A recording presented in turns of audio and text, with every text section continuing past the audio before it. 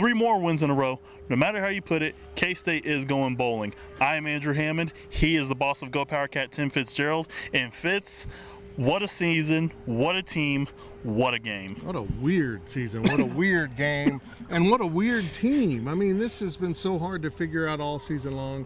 They started out looking exactly like we expected, and then go through that 6-game losing streak in which this team really struggled, and yet they look good at times, and they look horrible at times, and they come back and find a way to win these final 3 games in a very fitting fashion today against West Virginia, 24-23 on a rally from a deficit and a huge play by Morgan Burns, a huge game for linebacker Shemika Elmore. Cody Cook rallies the team, coming in at quarterback.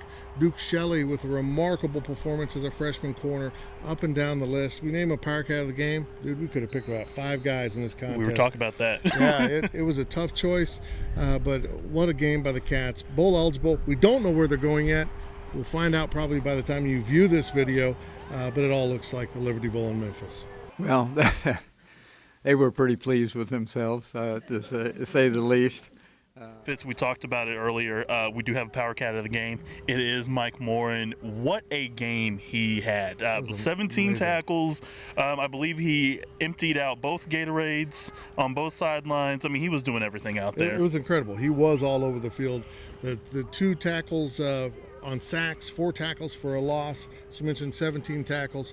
Honestly, I think it was the best defensive performance since Arthur Brown ran around at linebacker, and he looked a lot like Arthur Brown, completely dominating.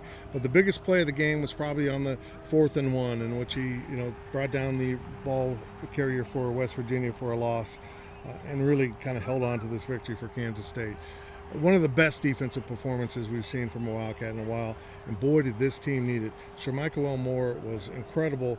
And not only did Mike Moore have a fantastic game on defense, Cody Cook had to go in at quarterback. This was basically a replay of kind of Stillwater. It was. What happened in Stillwater? Joe Huebner gets hurt.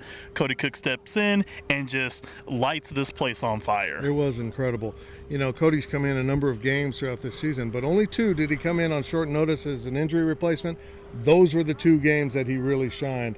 He turned the whole team around when he came in with a great pass to Deontay Burton for a touchdown, and just made plays throughout this contest, and then was able to rally the Cats along. We've mentioned offense. We've mentioned defense. Oh, special teams did it again. Morgan Burns again. Why do you kick the ball to him is beyond explanation, but sure enough, once West Virginia took the 23-17 lead, let's kick it to Morgan Burns.